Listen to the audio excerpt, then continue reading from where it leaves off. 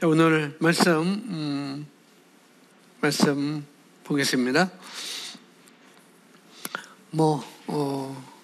그냥 핵심 단어는 그냥 터닝 포인트라고 생각하시면 되겠습니다. 자, 보겠습니다. 제가 좀 거꾸로 해놨네요. 2021년 새해 밝았습니다. 그럼 먼저 위에를 놓아야 되는데 밑으로 놨습니다. 자, 그런 대로 보겠습니다. 주보 내용 보시면 되겠습니다. 하나님은 우리를 고통 가운데 떨어뜨려 놓고 우리가 그 가운데서 믿음을 지켰을 때 기쁨을 느끼는 그런 학대하시는 학대에서 사디스트 학대에서 기쁨을 만족하는 그런 하나님이 아닙니다. 그분이 우리에게 믿음을 요구하는 이유는 율법의 행위와 우리의 애씀이 없이 그분의 모든 축복을 은혜로 주시기 위함이요, 우리의 믿음을 기뻐하시는 이유는 우리가 그분의 약속을 믿을 때 고통과 슬픔 없이 기쁨과 감사를 누릴 수 있기 때문입니다. 아멘. 그렇죠. 우리 하나님께서 우리에게 어떤 축복을 주시고 은혜를 주시기 위해서 우리를 어떤 학대를 해서 거기서 우리가 헤쳐나올 때 하나님은 잘했다라고 이렇게 우리에게 축복을 해주시는 분이 아니라는 거죠. 우리가 알고 있듯이 우리 부모된 우리 세대들을 예를 들면은 좋겠어요. 자신의 어린 자녀가 아주 고통스러워하고 슬퍼하는 것을 기뻐하는 부모는 없고 또 그렇게 원하지도 우리가 않잖아요. 힘들고 또 어려운 일을 닥쳐도 우리 자녀들이 그런 일을 닥쳐도 부모님을 믿기에 또 걱정하지 않고 그 위기 속에서 그런 힘든 속에서 고통 속에서 슬픔 속에서 항상 기뻐하며 또 감사를 누리기를 우리가 또 바라잖아요. 그게 바로 우리 부모님의 그런 마음이라고 이렇게 볼 수가 있습니다. 그러면서 우리 어린 자녀들이 부모인 나를 믿어줄 때 그때도 또 기뻐하는 거고, 또 우리가 바라는 것은 어린 자녀들이, 우리 자녀들이 나를 믿어주기를 원하는 것, 그런 것이 우리 부모의 마음이지 않겠어요? 그리고 우리 부모를 믿을 때 또 우리가 그것을 기뻐하는 것이고 감사하는 것이고 또 자녀에게 또 우리가 그 사랑을 표현할 수 있는 것입니다. 그래서 역시 마찬가지로 우리 주님도 우리 믿음을 기뻐하신다는 거예요. 우리 주님을 신뢰하고 감사하고 그런 것들을 우리 하나님도 기뻐하신다는 거죠. 그래서 우리 하나님은 그 어떤 인간의 부모보다도 우리 이 땅에 살고 있는 나보다도 우리 자녀를 더 선하게 선하신 분이고, 그래서 우리 성경에서 우리는 너희가 악할지라도 악한 부모일지라도 라고 이렇게 말하고 있잖아요. 그러니까 이 땅에서 가장 선하다고 하는 그런 부모보다도 우리 주님은 더 선하신 분이라는 거죠. 그렇게 우리에게 어떤 일이 닥쳐도 2021년도 우리가 살아가는 데 있어서 그 과정 속에서 어떤 일이 우리에게 닥쳐도 그것들이 서로 하나님은 어찌어찌해서 합력해서 우리에게 선을 주시기 원하시는 하나님이라는 것입니다. 하나님께서 역사하셔서 그 일은 사단 마귀가 계획한 그 일일지라도 하나님께서는 선하신 분이기 때문에 어찌어찌해서 우리에게 선으로 굿으로 바꿀 것을 우리가 단순하게 믿는다면, 그렇게 믿음으로 말미암아 우리가 기쁨과 감사를 우리가 빼앗기지 않는 것이죠. 또 그것을 우리가 누릴 것을 하나님이 또 원하시는 것이 바로 하나님이라는 거죠. 왜? 우리를 하나님은 사랑하시니까 그렇습니다. 그래서 우리 주보를 보시면 우리 교회 올해 표가 제자 되고 제자 삼는 해 이렇게 정했습니다. 성경은 마태복음 28장 19절 20절 말씀인데요. 그러므로 너희가 가서 모든 민족을 제자로 삼아 아버지 아들과 성령의 이름으로 침례를 베풀고 내가 너희에게 분부한 모든 것을 가르쳐 지키게 하라. 여기까지. 그래서 우리 교회의 올해 표는 이겁니다. 오늘 이 말씀을 전해야 되는데 이 말씀은 다음 주로 전하려고 했고, 왜 그러냐면은 우리 교회 표회를 저 임의로 정해서 작년처럼 30배, 60배, 100배의 결실을 얻는 해 이렇게 지을 수도 있지만은 올해는 이 그리스도의 대사들, 그리스도의 우리가 대사로서 이 복음을 함께하는 그런 네트워크 교회에 함께하고자 그리스도 대사들 용인교회 그런 AFC, 그것이 바로 엠버더스 오브 처치거든요. 그리스도의 대사들 교회, 이렇게 너희는 그리스도의 편지라, 너희는 그리스도의 향기다, 편지다, 대사다라고 할 때 거기서 나오는 단어인데요. 그래서 올해 목표가 뭔지 제가 물어보고, 또 성경 구절을 어디인지 물어보고 해서 우리 교회도 이제는 한 방향으로, 이 복음의 한 방향으로 가야 되지 않을까 싶어가지고, FC는 붙이지 않겠지만은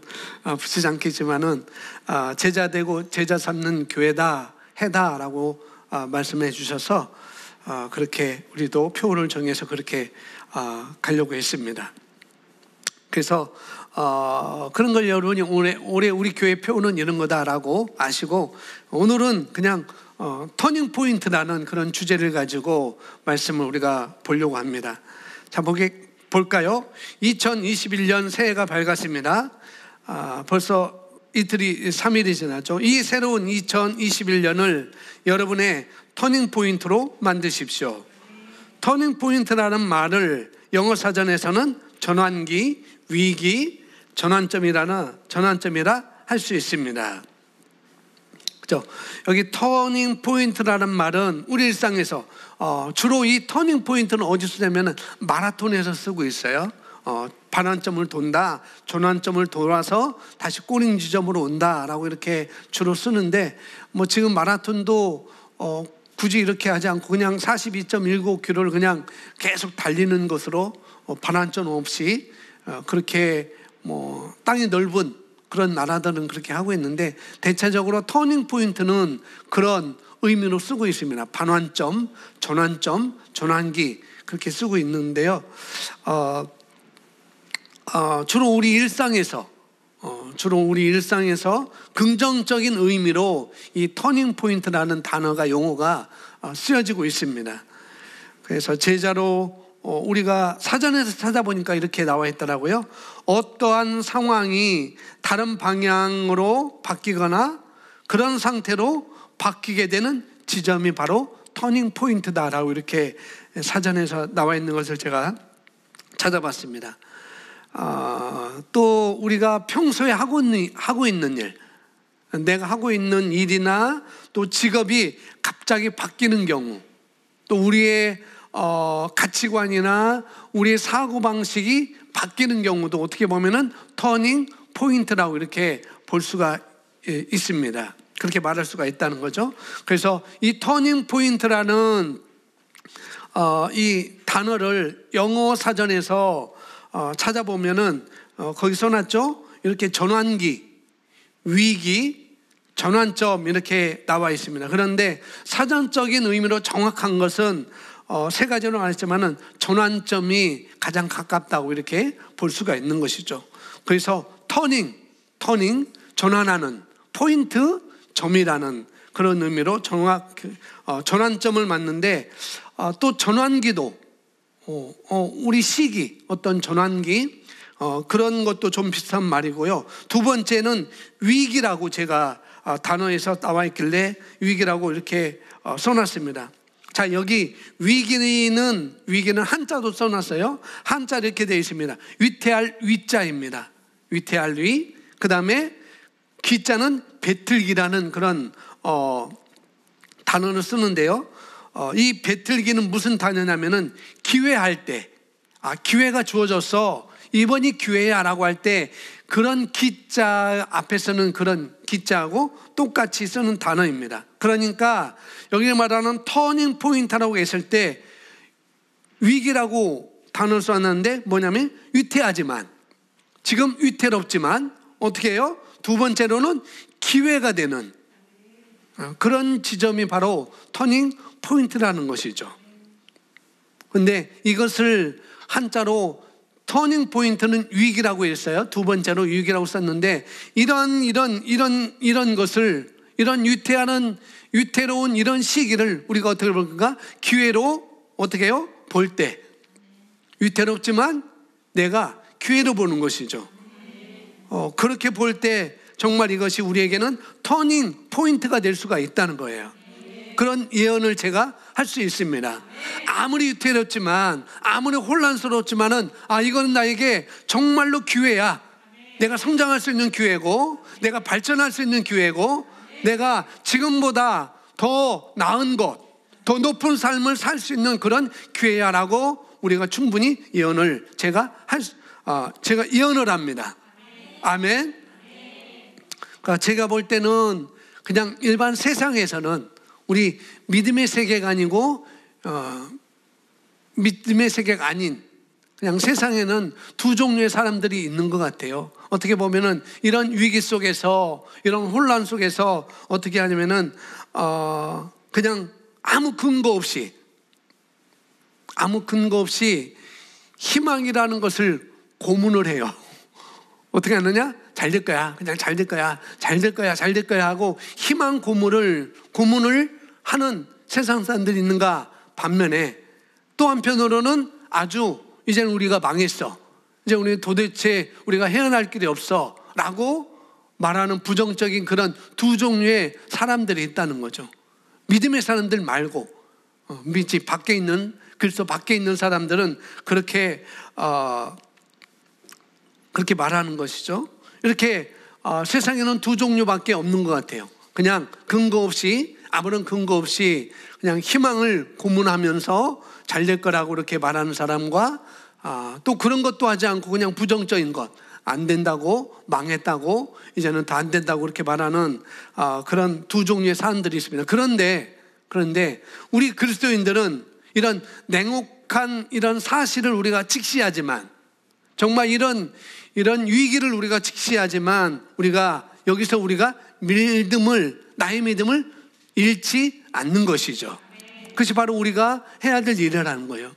이렇지만은 나는 믿음을 잃지 않을 거야 라고 우리가 터닝 포인트를 가져가는 것이죠. 예를 들면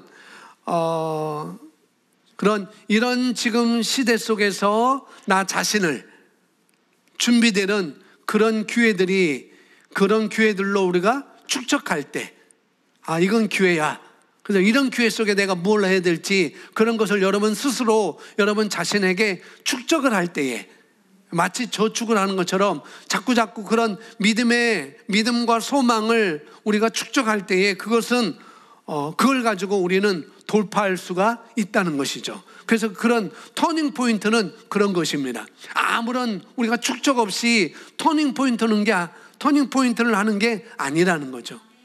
이런 위기가 있지만, 혼란스럽지만, 경제가 어떻게 돌아갈지 모르겠지만은 그래도 우리가 이 기회를 삼고 더 우리가 믿음으로, 말씀으로 나의 정체성을 더 굳건히 축적시키는 것입니다. 다지는 것입니다. 그래서 자꾸 고백하고, 우리는 근거 없이 고백하는 것, 근거 없이 희망을 주문하는 것이 아니고 우리는 근거에 의해서 우리는 고백을 하는 사람들이죠. 아멘. 자, 계속 이어서 보면은 우리가 하지 않아도 되는 일들, 그 안에는 뭐가 있냐면 종교적인 형식과 남들의 눈 때문에 하는 일들, 또는 하나님을 신뢰하지 못해서 두려움 때문에 하는 그런 일들, 그런 것들, 그리고 우리가 현실을 피하고 싶고 냉혹한 사실을 직시하지 못해서 그냥 계속해서 내가 부딪혀야 되는 그 문제가 있지만, 그런 것에서 돌파가 되는 이 순간을 우리는 터닝 포인트라고 할 수가 있습니다. 그래서 어떤 장면을 우리가 생각해 볼 수 있냐면은 야곱이 이제 자기가 자기 고향으로 돌아가려고 합니다. 오늘 본문은 성경 그거예요. 자기 고향으로 돌아가려고 할 때 두려워 떨게 되죠. 그래서 약복강에서 자기 혼자만 남게 돼요. 그래서 그 약복강 나루에서 모래사장에서 어떤 사람과 씨름을 하게 되잖아요. 그 장면을 우리가 떠올려 보세요. 터닝 포인트. 그 장면을 야곱의 그 약복강가에서 지금 하나님과 어떤 사람과 씨름하는 그 장면을 통해서 터닝 포인트를 우리가 생각해 볼 수가 있다는 거죠. 그래서 제가 이 장면을 그림으로 보여드리고 싶어가지고 그림을 제가 찾았어요. 여러 군데서 찾았지만은 제일 아티스트 그런 그림도 있고 여러 가지인데 이미지 중에서 제일 이 그림이 제일 낫더라고요. 보세요. 왼쪽에 있는 사람은 아주 그냥 자연스럽잖아요. 자연스럽게 이렇게 받고 있는데 저기 힘쓰고 애쓰는 땀을 흘려 힘쓰고 애쓰고 용 쓰는 것이 바로 야곱입니다. 야곱. 지금 굉장히 두렵고 지금 내가 지금 400명의 군대를 이끌고 형 에서가 자기를 죽이려고 끌고 오는 이런 위기 속에서 이런 위태로움 속에서 지금 야곱이 어떤 사람과 씨름을 하고 있는 것이죠. 이 그림은 야곱을 정말 잘 보여주고 있는 것 같아요. 그때 그 장면을. 저 왼쪽에는 야곱과 씨름하는 아주 어떤 사람인데 이 왼쪽 사람은 팔만 보이지만은 굉장히 그렇게 힘들게 하고 있는 것 같지는 않아요. 아주 그냥 완화하게 느슨하게 야곱의 팔을 붙잡고 있고 야곱은 그렇지 않고 아주 용을 쓰고 있고 있는 모습을 볼 수가 있습니다. 아주 이를 이렇게 하면서 그렇게 붙잡고 있잖아요. 정말 자기의 모든 힘을 다해서 용을 쓰고 있어요. 그래서 저는 이 장면이 터닝 포인트에서 생각이 났어요. 말씀을 보기 전에 됐습니다. 다음에 또 볼 거예요. 말씀을 보기 전에 야곱은 어렸을 적에 자기가 어렸을 적에 형 에서를 속여가지고 외삼촌 집으로 피하잖아요. 그래서 피하게 됩니다. 도망을 하게 돼요. 거기서 20년이 넘게 외삼촌 집에서 20년이 넘게 일했지만은 거기서 제대로 보수도 못 받고 사기를 당하죠. 14년을 일하는 동안 계속 외삼촌이 계속 보수에 대해서 계속 바꿔요. 준다고 했다가 안 주고 얼마 올려준다고 했다가 올려줬지만 주지도 않고 일만 부려먹는 그런 외삼촌 밑에서 14년 동안 살게 되죠. 그리고 거기서 살면서 자기가 사랑하는 외삼촌의 딸 라헬을 사랑했지만은 결국 그것도 사기를 당해서 자기가 사랑하지 않는 라헬의 언니 레와와 첫날 밤을 지내게 되고 또 라헬을 또 두 번째 아내로 이렇게 삼게 하는 사기당하는 것. 그래서 또 거기에 6년이라는 시간을 또 지납니다. 그래서 20년 동안 무려 20년 동안 이 야곱은 외삼촌 집에서 사기를 당하고 그렇게 살죠. 그런 것이 야곱의 일생이었어요. 이제 그런 것을 이제 다 청산하고 자기 고향으로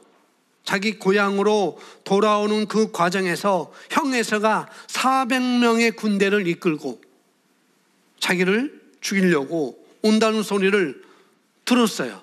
듣고서나 이제 이 강을 건너면은 형이 저 멀리서 마주 오는데 자기의 가족들을 먼저 다 보내고 이제 자기만 혼자 그 강가에서 이렇게 하고 있는 거예요. 자기는 가지 않고 가족들만 다 에서를 먼저 만나게 하고 보내놓고 자기는 홀로 남아 있어서 지금 이렇게 하는 것입니다.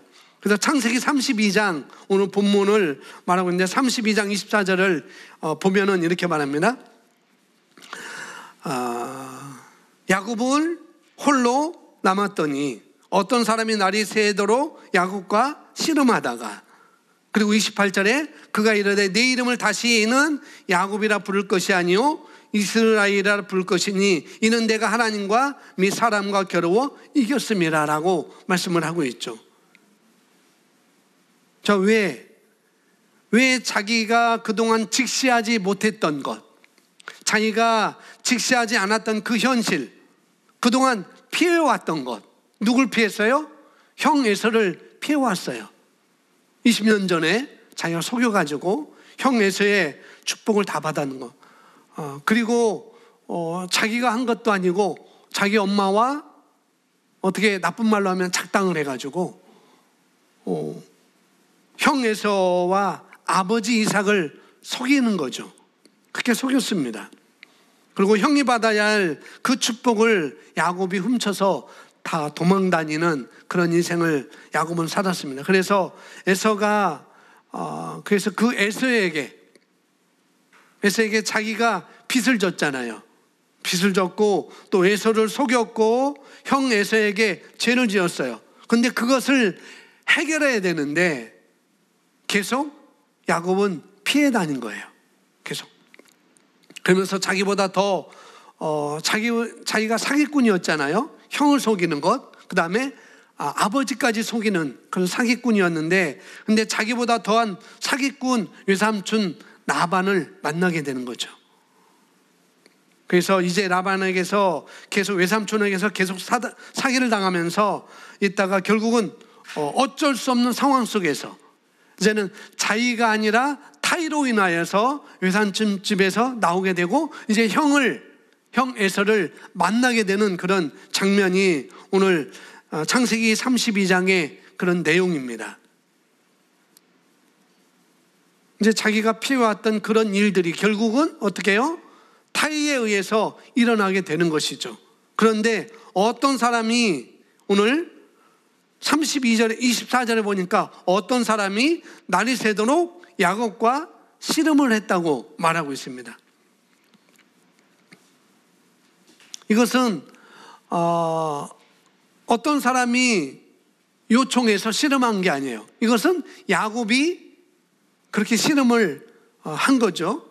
성경은 그렇게 말하고 있습니다. 그런데 여기서 우리가 알아야 되는 건 뭐냐면은 지금 야곱은 지금 위태한 지경에 있잖아요. 위태로운 아주 냉혹한 현실 속에 지금 처해 있잖아요. 내가 죽느냐 사느냐, 형 에서에게 내가 목숨을 잃느냐 생명을 그대로 보존하느냐, 그런 아주 냉혹한 현실에 지금 직면해 있습니다. 근데 이것이 야곱에게는 터닝 포인트의 지점이었다는 거죠. 그런데 우리가 알 것은 뭐냐면은 우리는, 저와 여러분은 어떻게가 우리는 하나님과 씨름을 해가지고 뭐 하나님과 우리가 씨름할 수 없지만은 여기 표현대로 하면은 우리가 하나님과 겨루어서 하나님을 짜내서 그래서 하나님의 축복을 얻어내는 그런 구약의 사람들이 아니라는 거예요. 아멘. 그래서 우리에게는 적용할 수 있는 것과 또 적용할 수 없는 것들이 이 32장에서 우리에게 있다는 것이죠. 그래서 오늘 제가 말씀드리고자 하는 딱 한 가지 주제만 여러분이 들으시면 됩니다. 그것이 바로 터닝 포인트라는 거예요. 아멘. 자, 25절에 보니까 24절에 야곱은 홀로 남았더니 어떤 사람이 날이 새도록 야곱과 씨름하다가 25절에 자기가 야곱을 이기지 못함을 보고 그가 어떤 이가요? 나중에 보니까 하나님이라고 말합니다. 그가 야곱의 허벅지 관절을 치매 야곱의 허벅지 관절이 그 사람과 씨름할 때에 어떻게 됐어요? 예, 어긋납니다. 그러면 26절 함께 읽습니다. 시작.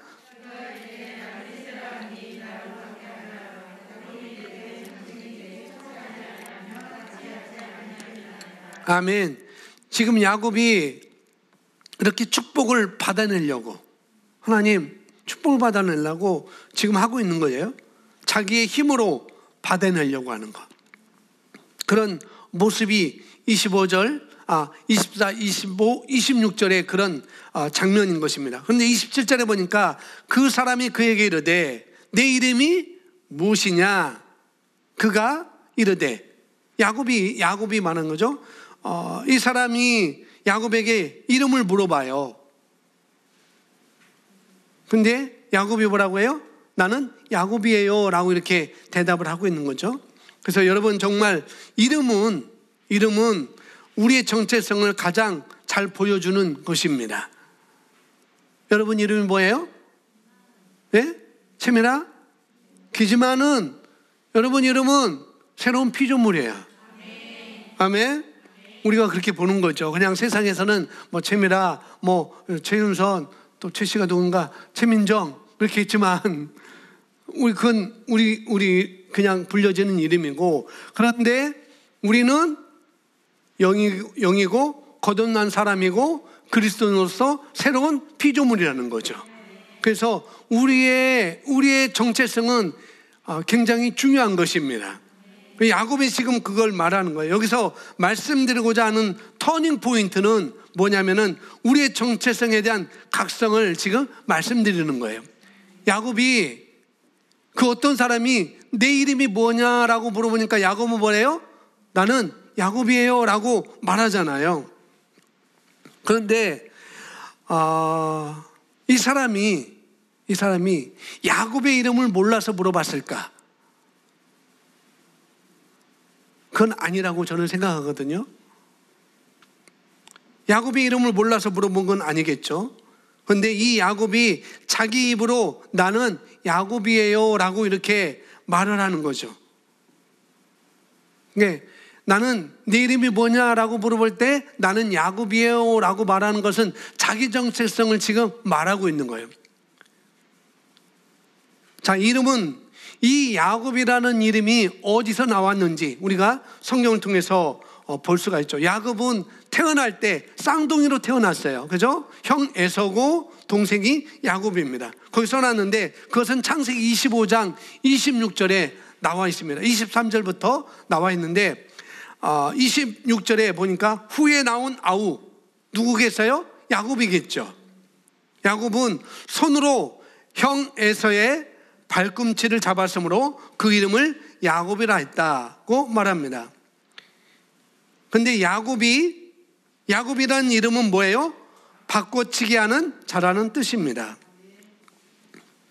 영어로도 괄호로 했는데 영어로도 뭐냐면은 바꿔치기 하는 자. 야곱이 그런 거예요. 창세기 25장 26절에 후에 나온 아우는 손으로 에서의 발꿈치를 잡았으므로 그 이름을 야곱이라 하였으며 리브가가 그들을 낳을 때에 이삭이 60세였더라라고 말합니다. 자, 리브가가 그들을 낳을 때, 이 두 쌍둥이 형제를 낳을 때, 그러니까 어머니는 리브가고 아버지는 이삭이겠죠. 하나님께서 리브가에게 이미 뭐라고 말씀해 주셨냐면은 이곳은 26절인데 23절에 보면은 이런 말씀이 있어요. 창세기 25장 23절에 이런 말씀이 옵니다. 여호와께서 그에게 이르시되, 리브가에게 말씀하셨어요. 하나님께서 어떤 말씀하셨냐면은 두 국민이 내 태중에 있구나. 두 국민이 내 태중에 있구나.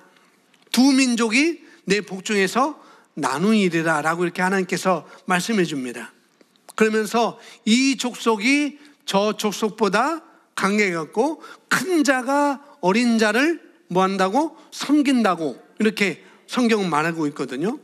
그러니까 에서가 형이에요. 형인데 형 에서가 동생 야곱을 어떻게 할 거다? 섬길 거다라고 말하고 있죠. 그러니까 엄마 리브가의 뱃속에서부터 야곱은 에서보다 어떤 자요? 큰 자가 될 것을 성경에서 미리 말씀을 해주고 있습니다. 그러니까 그런 부르심을 야곱은 받고 태어났어요. 동생으로 태어났지만은 그 부르심은 두 국민이 되는데, 두 민족의 시조가 되는데, 그런데 동생 야곱이 형이 야곱을 섬기는 자가 될 거야 너는 성경을 받는 자가 될 거야 라고, 너는 큰 자가 될 거야 라고 야곱은 그런 부르심을 그들이 야곱이 받았다고요. 오늘 우리 아이들도 부르심에 대한 페스티벌을 했는데 바로 야곱도 그런 부르심을 이미 받았습니다. 그런 부르심을 야곱이 갖고 태어난 거죠. 큰 자가 되는 것, 큰 자가 되는 것, 한 나라의 큰 자가 되는 것, 그런 부르심을 받고 태어났습니다. 자, 보시면 창세기 25장에서 우리는 에서와 야곱의 모친인 리브가의 부르심을 알 수 있습니다. 자, 야곱의 부르심을 알 수도 있고 엄마 리브가의 부르심도 알 수가 있어요. 그러나 하나님의 뜻을 알고 자기의 부르심을 알기는 했지만 그것을 하나님의 힘으로, 즉 하나님의 축복으로 이루려 하지 않고 리브가는 자기 꾀로 이루려고 했습니다. 리브가만 그랬나요? 야곱도 똑같이 했다는 거죠. 이미 어떤 부르심을 받았는데 그 부르심을 깨닫지 못하고 그 부르심대로 가기보다는 자기 꾀, 하나님의 계획보다는 자기 꾀, 자기가 자기 힘으로 하려고 하는 것. 자, 리브가는 자기가 가지고 있는 그 부르심을 알고 있었어요. 왜? 하나님이 말씀해 주었으니까. 너는 이런 부르심이 있어. 어떤 부르심이냐면은 에서와 야곱을 낳는 것인데, 낳는 것이 리브가의 부르심이었습니다. 낳는데 어떻게 낳는가? 이 에서와 야곱은 그냥 아이들이 아니라는 거예요. 어떤 아이들인가? 두 민족, 두 국민의 시조가 될 거야. 두 민족의 각각의 시조가 될 거야. 그런 아이들을 낳는 그런 부르심을 리브가는 받았습니다. 그런 부르심을 받았지만 이미 그런 부르심을 알고 있었어요. 하나님이 말씀해 주셔서 너는 이런 부르심이 있어. 그냥 아이를 낳는 게 아니고 두 민족의 시조가 되는 그런 아이들을 낳는 거야. 그리고 그 아들 중에 큰 자가 작은 자를 섬길 거야 라는 그런 부르심을 알고 있었죠. 그래서 이들이 어떻게 될지도 다 알았어요. 나중에 어떻게 될지 이 리브가는 다 알았습니다. 그런 것을 알음에도 불구하고, 알았음에도 불구하고, 하나님께서 말씀해 주셨음에 불구하고 어떻게 해요? 그것을 하나님의 힘으로, 하나님의 축복으로 이루려 하지 않고 뭐예요? 리브가는 자기 꾀로 이루려고 했다는 것이죠. 자, 보니까 창세기 27장 6절에 나와 있습니다. 창세기 27장 6절부터 10절까지 우리 함께 읽어보겠습니다. 시작.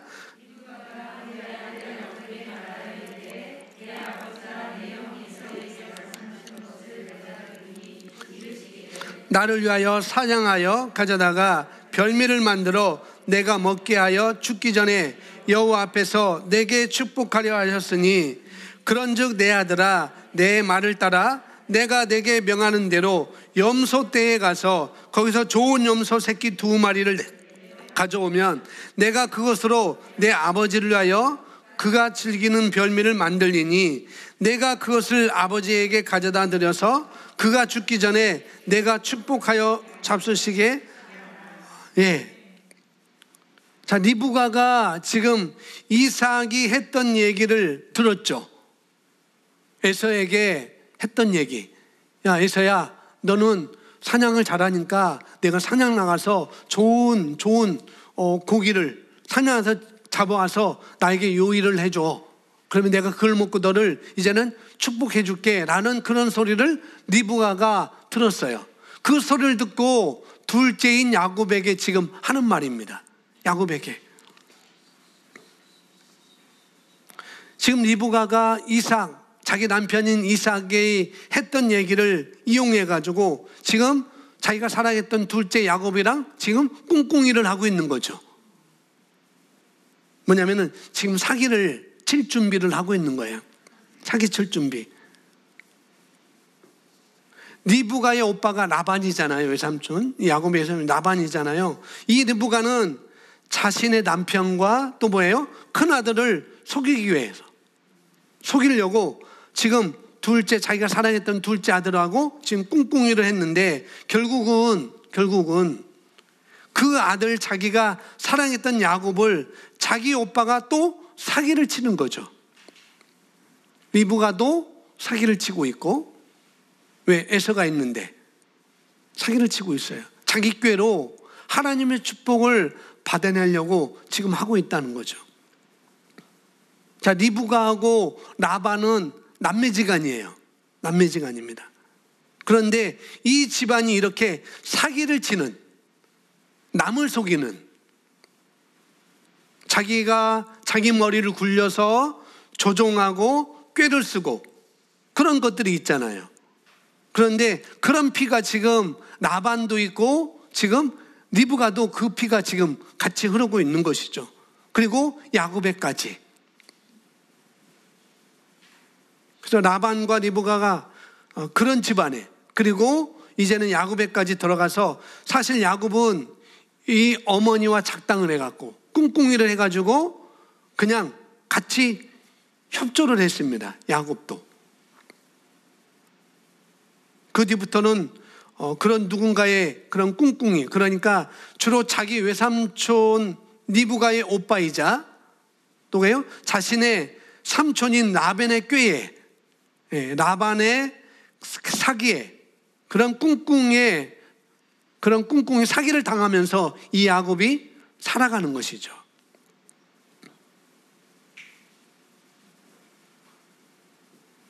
이 야곱은 자기가 그렇게 계획하고 그렇게 막 사기를 계획하거나 친 것은 별로 없었습니다. 사실상. 그런데 보세요. 그런데 보시면 다음 문장이 이렇게 나옵니다. 자, 야곱의 이름의 의미가 바꿔치기 한 자라는 정체성이 있습니다.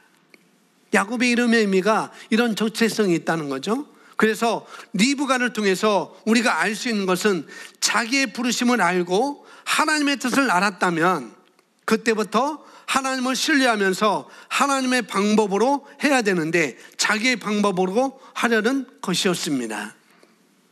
분명히 부르심도 알았어요. 리브가가. 또 자기들의 부르심도 분명히 들었어요. 어떻게 될지도. 그런데 그런 부르심에 하나님의 뜻에 의해서 그냥 순리대로 가는 게 아니라, 그런 원리대로 원칙대로 가는 것이 아니라 자기 방법으로 하려고 했다는 것이죠. 저와 여러분이 2021년도 하나님의 뜻을 아는 것도 굉장히 좋습니다. 알아야 되죠. 하나님의 뜻을 알아야 되고, 그것도 하나님의 부르심을 깨닫는 것도 좋습니다. 그런데 오늘 여기처럼 거기에다가 플러스 하나님을 의지하면서 매 순간순간마다 하나님을, 또 하나님의 말씀을 우리가 선택을 해야 되는데, 나에 대한 하나님의 계획을 알고 부르심을 내가 찾고, 또 거기에 플러스 매일매일 하나님을 의지하면서 말씀을 우리가 고백하면서 하나님의 말씀을 우리가 선택하며 살아야 되는데, 리브가는 어떻게 해요? 자기 꾀를 부리다가 자기 꾀에 자기가 넘어갔어요. 자기도 야곱을 위해서 그렇게 꾀를 부렸는데 결국은 자기 오빠에 의해서 야곱은 인간의 꾀에 계속해서 피해자로 살게 되는 것이죠. 결국은 에서를 이제 직면을 해야 되는 그런 상황까지, 그런 순간까지 야곱은 오게 된 것입니다. 다시 창세기 32장 26절로 돌아가면 야곱이 그 어떤 사람과 씨름을 하고 있었을 때 그 어떤 사람에게 나를 축복해 달라고 이렇게 말을 하죠. 나를 축복해 주세요. 나를 축복해 주세요. 막 얻어내야 되잖아요. 지금 야곱은 그거였습니다. 자기가 자기 꾀로, 자기 방법으로 얻어내려고 하는 것. 지금 이 상황도 자기가 죽지 않으려고 하나님께 축복을 얻어내려고 하는 그런 지금 야곱의 모습을 볼 수 있어요.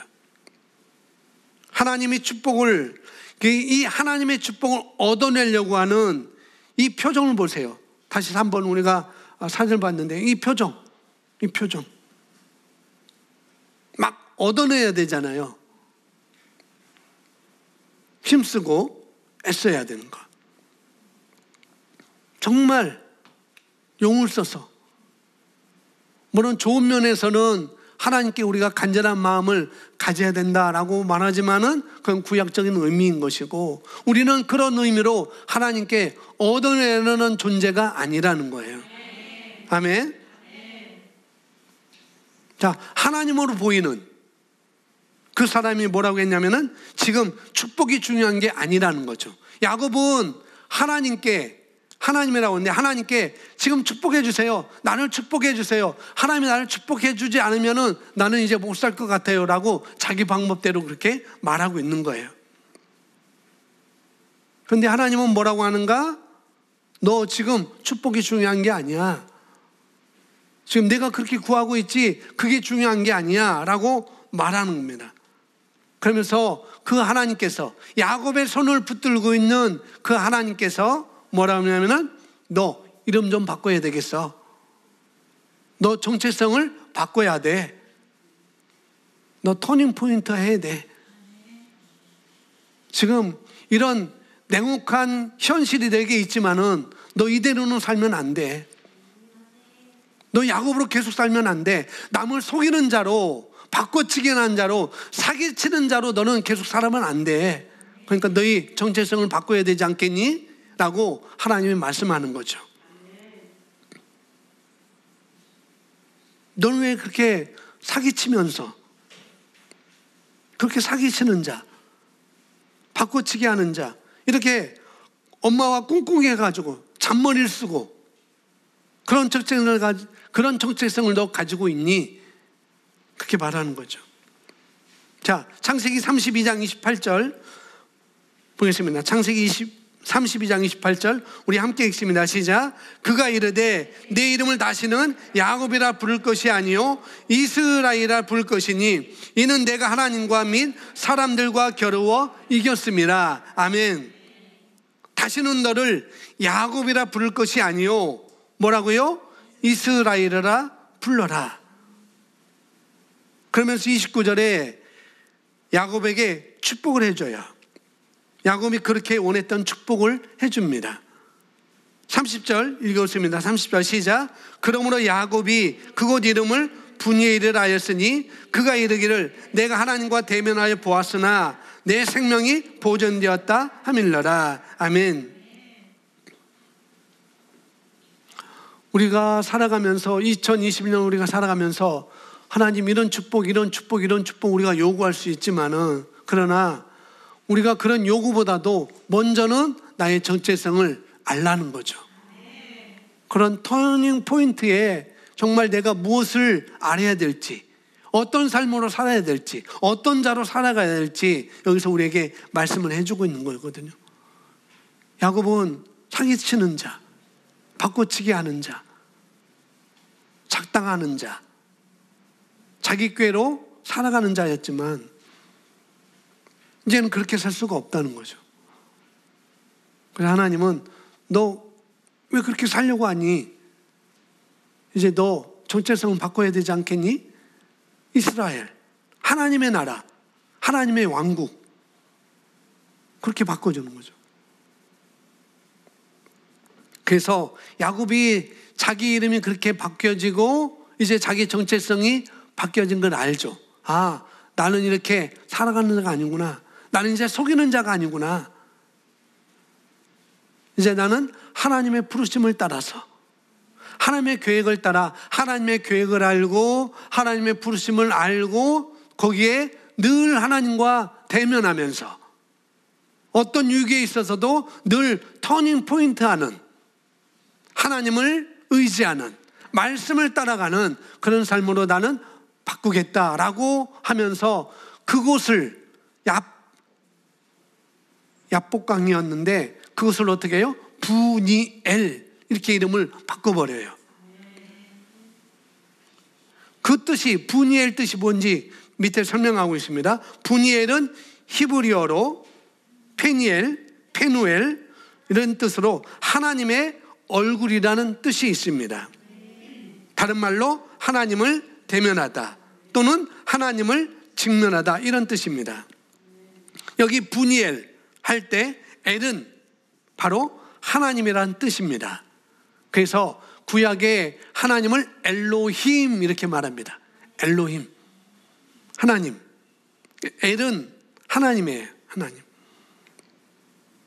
분이엘의 분이는 푸르라는 단어인데 영어로 첫 번째 뜻이 to turn. 분이는 뭐라고요? to turn이라, 영어로 첫 번째 뜻이. 그 의미가 뭐냐면 돌다, 등을 돌리다, 돌아가다. 즉 터닝 포인트라는 뜻도 의미를 하고 있습니다. 우리 한글 성경에는 그냥 하나님을 대면했다라고 말하고 있지만은 영어 성경을 하나하나 헬라어로 이렇게 뜯어보면은 뭐냐면은 돌다라는 거예요. 등을 돌렸다는 것. 터닝 포인트를 말하고 있는 거죠.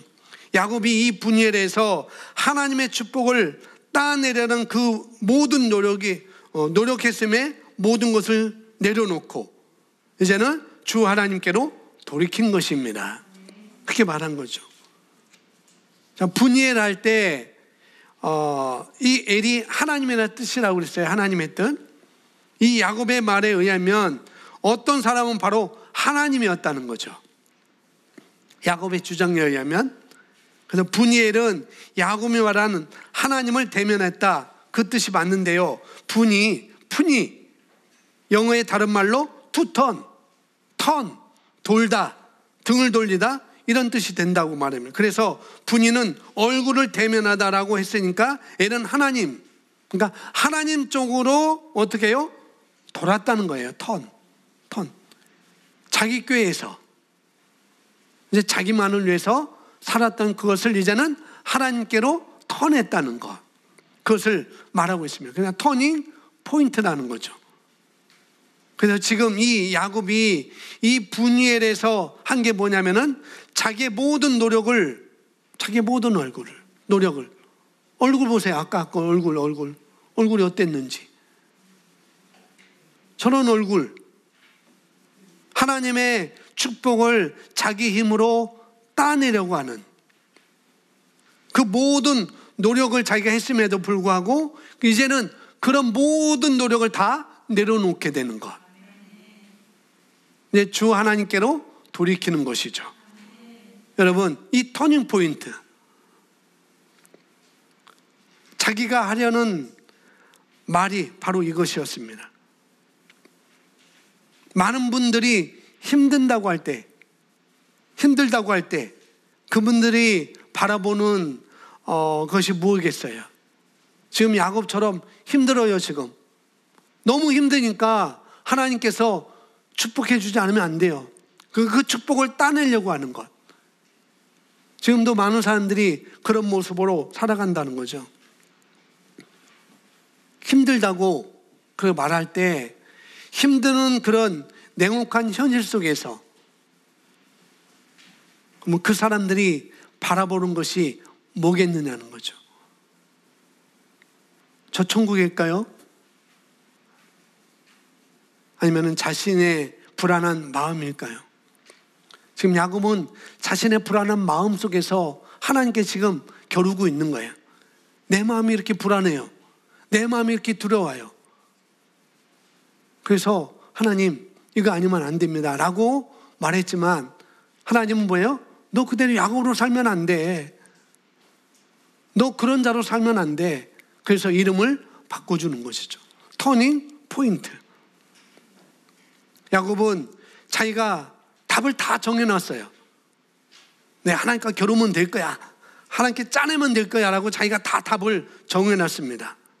그리고 하나님을 거기에다 다 맞추는 거죠. 내가 이렇게 됐으니까 하나님께서 이렇게 해줘야 됩니다 라고 다 자기에 다 맞추는 거예요. 옛날에도 우리도 다 해봤잖아요. 그죠? 내가 다 계획해놓고 거기에 짜맞추고 우리도 다 해봤던 것입니다. 하나님, 이 직장에 들어가면 그럼 내가 11조 하겠습니다. 하나님, 내가 이렇게 되면 하나님을 잘 섬기겠습니다. 하나님, 나를 이렇게 해주면 내가 이렇게 되면 내 계획대로 내 방법대로 내 짜맞춘 것에 다 하나님께서 해주기를, 우리가 예전에도 그렇게 살아왔습니다. 자기가 다 정해놓고 하나님께 아주 마구마구 요구하는, 강요하는 그런 삶을 사는 사람들이 많이 있습니다. 자신이 처음부터 끝까지 자신의 뜻대로, 자신의 판단대로, 야곱이 지금 그런 상황이에요. 자신의 뜻대로, 자신의 판단대로, 자신의 의견대로 다 정해놨습니다. 그렇게 되게 하기 위해서 하나님을 움직이려는 것. 그러면 어떻게 해야 되는가? 하나님 움직여서 자기 뜻을 이룰 수 있는 방법을 찾아 헤매는 야곱처럼 우리가 그렇게 살 수가 있는데, 우리는 그러면 안 된다는 거죠. 어떻게 해서든지 하나님의 뜻을 돌이켜서 자기 뜻을 이루는 것, 이것이 바로 종교인 것이죠. 그러나 우리 주 예수 그리스도의 말미암아 우리는 하나님께 감사할 수 있습니다. 하나님은 우리의 아버지세요. 엄하고 무서운 아버지가 아니라 나를 향해 나쁜 생각은 하나도 없으신 분. 아멘. 내 생각을 한순간도 잊어본 적이 없는 그런 하나님. 심지어는요, 죽음보다 강한 사랑으로 우리를 사랑하신 분이에요. 아시겠죠? 죽음보다 강하게 아들 예수 그리스도를, 독생자를 내어주는, 그렇게 우리를 사랑하시는 하나님이라는 거죠. 저와 여러분은 이 우주에서, 이 우주 만물에서 가장 강력한 존재이신 하나님을 아버지로 둔 그런 존재들입니다. 아멘. 이제 우리가 이런 터닝 포인트를 해야 되는 거예요. 하나님이 어떤 하나님인지, 내가 믿는 하나님 아버지가 어떤 분인지 터닝 포인트를 해야 되는 거예요. 저 짠해서 그러면은 조금 찔끔찔끔 주는 하나님이 아니라는 거예요. 우리 정체성을 바꿔야 됩니다. 아멘. 우리는 한없는 사랑을 받고 있는 그런 존재들입니다. 아멘. 여러분, 정체성이 바뀌어졌습니다. 우리는 정체성이 바뀌어졌어요. 그래서 우리는 하나님 이렇게 해주세요, 저렇게 해주세요 하면서 불완전한 판단력으로 우리 계획대로, 우리 꾀대로 내 어떤 맞춰서 그렇게 모든 것을 해왔던 그런 모습 속에서 이제는 터닝 포인트, 그렇게 하시면 돼요.